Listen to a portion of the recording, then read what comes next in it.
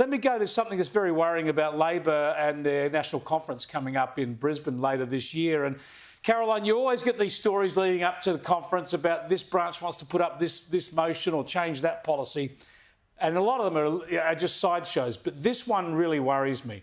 This is the left of the party saying they don't back AUKUS. This is the left of the Labor Party seeking to undermine the US alliance and the whole nuclear submarines program.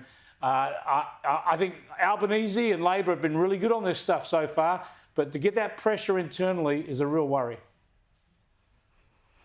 Yeah, my understanding is for the first time in, I think, a very, very long time, the Labor left does have the numbers at National Conference. So I can understand why the government is worried about this, not only from an internal point of view and a domestic politics point of view, but also from that international geopolitics point of view. It looks terrible.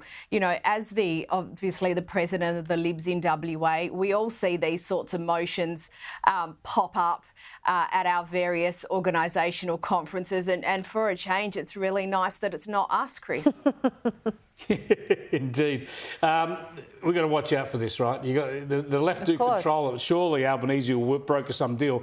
But you can't have this policy undermined. This has to be absolutely rock solidly backed by both major parties. Well, that's sensible talk, Chris. Yes. And without being even a little bit trite about it, that's assuming that sensible talk will prevail. And I'm not convinced that it will, because you're talking about the left of the party that has particular views about education, particular views about energy that are so ideologically driven, there is no connection with everyday reality and everyday people. These are the same people who will tell you that you can raise an entire piece of natural habitat to throw up a wind farm or throw up a solar farm and it's green energy. Like, it's insanity. So I have actually no confidence that the Prime Minister will be able to broker a deal. I hope he can.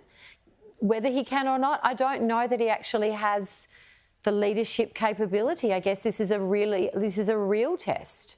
Now, I'm presuming you both work today. You're both doing this work tonight. You both did a day's work. Several jobs today. Three, in fact. You've got a few jobs too, Caroline. What do you think is actually the bank holiday today? Bankers, in fact, there's someone we all know and love dearly who had the day off today because she works at a bank, and people are saying this is an anachronism and it should go.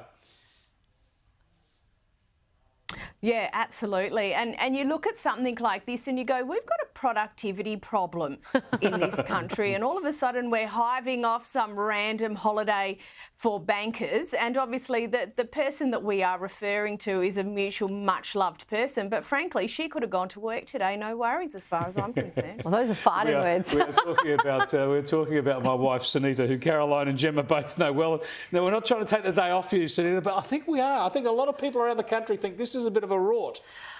Oh, listen, it's historic, right? It's a legacy thing. I remember when I was in news, and I don't know, but I haven't been a working journalist for 20 years, but when I was in news, we would get 6 weeks holiday a year as opposed to 4 because we worked every day is a working day.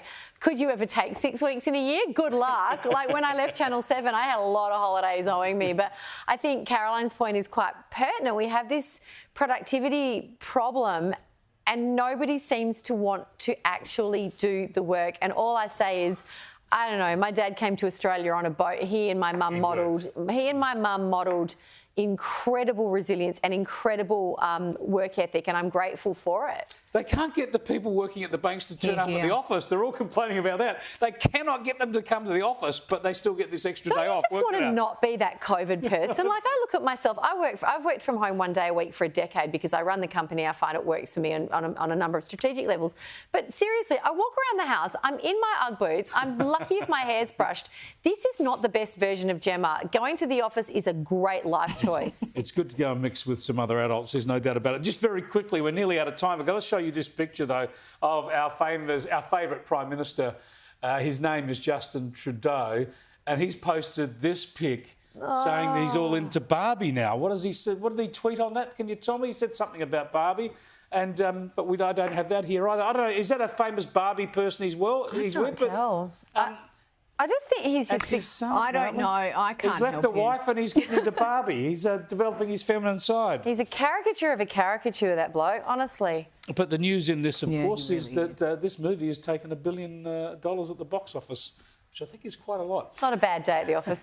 Thanks. Maybe I'll see it. I don't know whether I'll see it. I can't see any reason. Do it, CK. Do it. Thanks for joining us, Carolina Gemma. We'll see you Pleasure. again next week.